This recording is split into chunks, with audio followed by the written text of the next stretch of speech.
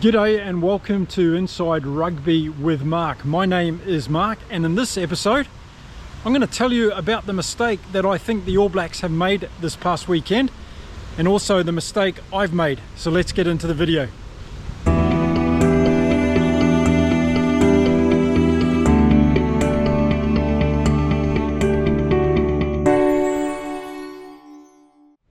Welcome to the channel, everyone, and it's great to have rugby fans from all across the world joining us here on Inside Rugby with Mark. Some of our latest fans come from Uruguay, so welcome to the channel.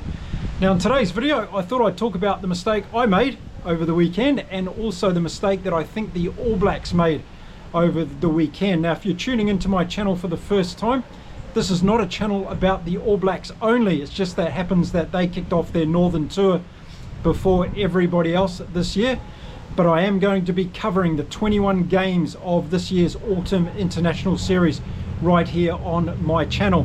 I'll be creating preview videos, review videos, and talking a lot about all the different things that are going on across all of the teams heading into this year's Autumn International, so make sure you stick around for that. Now it's my belief that if you want to be number one in the world at anything, you have to have a lot of self-criticism, you need to have a good plan, and you need to be able to execute that plan. And I think Scott Razor Robertson is early on in his tenure, and he's got to be given some time to be able to execute his plan, but he's also got to have those honest conversations. And I can see from a lot of comments here on my channel that there are a lot of things that you don't agree with that Scott Robertson is doing. Well, I have been saying things over the last few weeks about the selections, in particular in some of the positions in the New Zealand All Blacks, and I've been a little bit frustrated that some of the fringe players didn't get an opportunity against other teams in the Rugby Championship this year. And a lot of you said that there was no time to risking or experimenting during those games, that Scott Robertson had to win those games, and there's been a lot of pressure on him. Well, there's no doubt about that, but the question is, when are you going to start to develop depth in your team if you're not prepared to give them a go? And my opinion all along has been, well, give them a go against some of the top teams in the world and just see how they go, because it doesn't mean by experimenting that you're actually going to lose the game. Those players might actually step up and perform extremely well enough for not only to win the game, but to have breakout performances like we've seen from Cortez Ratama and also Wallace Satiti this year. So my argument has always been around give those opportunities to those players and see how they actually go. Well, this weekend against Japan, the All Blacks had that opportunity, and if you watched my video before the game, you would have seen that I was absolutely happy with Scott Robertson's decision to give some of those fringe players an opportunity. Now if you go back and watch my video before the game against Japan, you'll see that I was very happy with Scott Robertson's decision to start a lot of fringe players. But here we are 48 hours after the game, and I've had a change of opinion. You're allowed to do that when you're on your YouTube channel. And I've decided that it was a mistake to start those fringe players. And I think Scott Robertson has done a big mistake for the All Blacks as they look forward to the game against England next weekend. And let me tell you why I think that. If we look at the team that played against Australia in the two games, the one in Sydney and the one in Wellington, we saw what we considered to be the All Blacks A team under Scott Robertson and the choices that he's been making for selections so far. We didn't see most of that team play against Japan in the weekend. And that means that a lot of these players that are heading into this very important game against England next weekend, they haven't played any test rugby for 5 weeks. And I think that's going to be a big problem for this All Black team. Now 5 weeks is a long time in international rugby, and to expect the All Black team that we're expecting to be selected to run out on Twickenham on Saturday and put in the performance of their lives against England, I think we're going to be a little bit disappointed. I think we're going to see some rustiness. I think we're going to see some of the combinations perhaps not working too well, and that's going to put some added pressure on the All Blacks, I think, that they didn't need to have going into this very important opening game in the Autumn International Series.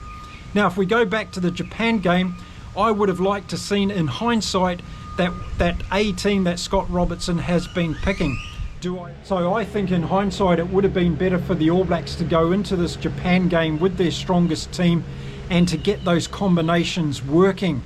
That would have given them a slight advantage on going against England, who haven't played since their New Zealand series down in New Zealand. So if the All Blacks had that slight advantage of getting their combinations together and being match ready after taking 5 weeks off, I think that would have been a benefit to this All Blacks team. Now what we're going to see is we're going to see two teams, I believe, that are going to be at a similar level. England's going to have their tails up after their close series in New Zealand, and they're going to come out really hungry and putting the pressure on this All Black team, particularly playing at Twickenham. And these All Black players are going to come in rather cold and having to find themselves again under intense pressure from this England unit. So yes, I would have liked to seen the New Zealand All Blacks A team against Japan to give them that opportunity to get continuity back into their game, and for Scott Robertson and his coaching crew to work on that bench impact and to see whether they could have closed out that game a lot better than what we saw from the All Blacks so-called B team in the weekend. Now I think if the All Blacks had had a more of a settled campaign in the Rugby Championship and they didn't have so many things to sort out, then it would have been okay, I think, to give these fringe players a game against Japan in the weekend. But if we look back on the Rugby Championship, when we look at some of the weaknesses for the All Blacks, a lot of you agree with me that we need to find a solution to our number 10. We've got issues at number 12 and 13, and we still haven't really worked out what is the best combinations for the wings and the fullback. So I think those things could have been looked at in the game against Japan. We've also got an issue with our bench. We haven't been good in the last 20 minutes of respective games, and this would have been another good opportunity for Scott Robertson to put the A team out and to see how that bench could really have a great impact. There's no doubt about it, it was a great opportunity for those fringe players like Ruben Love and Peter Larkai, Josh Lord and Billy Proctor to get a go against Japan, and they showed us what they had on that particular occasion. But I think that it would have been more important for the All Black A team to get their combinations together and to work on some of those things we've seen as perceived weaknesses from the New Zealand All Blacks so far this year in 2024. I already know that some of you are going to hammer me in the comments and say that, well, you can't play the All Black top players for all those games. They needed to have a time off because they've got England, they've got Ireland and they've got France coming up. Well, I don't agree with that, and the reason I don't agree with that is you only got to go back to yesteryear when we used to have big tours of countries and the All Blacks used to play 4 test matches in 4 weekends, and it was no problem at all to those players. And if you listen to people like Justin Marshall and any other ex-All Black talk, they'll talk about how the All Black players want to play in every test match. They're hungry to play and they're going to put their hand up any time they've got an opportunity to play for the All Blacks. So I think resting players these days is not an option. The All Blacks are going to have to go in with their best team possible against England, Ireland and France. And if they can't handle the workload, then there's fitness issues that need to be considered. Because at this day and age, I think players should be able to go the full extended period that their coach is asking for them during these tough internationals. Again, if you want to be the best in the world, then your level of commitment, fitness, passion and dedication needs to be better than anybody else.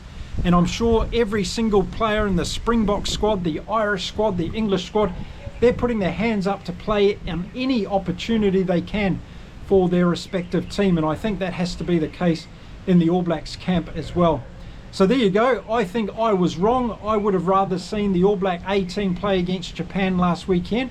I'd really like to know what you thought now, because like me, you might have thought before the game, and many of you did because you put it in the comments, that you thought this was a great opportunity for the All Blacks to put their fringe players in as well. And there's no doubt about it, we did get some answers from that particular game, but would have been more vital and more rewarding for the All Black A team to go in there, have a very good run against Japan, get their combinations together, and then build up a lot of self-belief and momentum moving into that England game next weekend. I don't think they're going to have the same level of self-belief going into that game now because they haven't played for so long. Now we're kicking off the week before the Autumn International Series goes, and as I said, I'm going to be bringing you content for all of the 21 games across the Autumn International Series. 2 games coming up this weekend. We've got the All Blacks against England, we've got Fiji against Scotland. They're going to be 2 rippers to kick us off. And during this week, I'll be coming out with content talking about the lead up to those games, a lot of the players that are going to be selected. We'll look at the teams once they are selected, and I'll give you my other thoughts and opinions around what I think is going to happen throughout this Autumn International Series as well. Now, don't forget, head on over to the community page on my channel. I'm putting up a lot of polls there for you to participate in. Give me your thoughts. Once again, I love hearing your opinions and seeing where you're voting. It's very interesting, and we'll see how many of you are accurate when it comes to the outcome of some of these games, or all of these games in fact.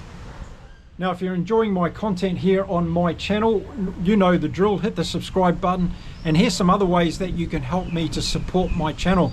Remember, I'm just a Kiwi retired bloke who's trying to play a small role in helping the great game of rugby across the world to grow by sharing my passion here on my YouTube channel. So any support you can give me is going to be greatly appreciated.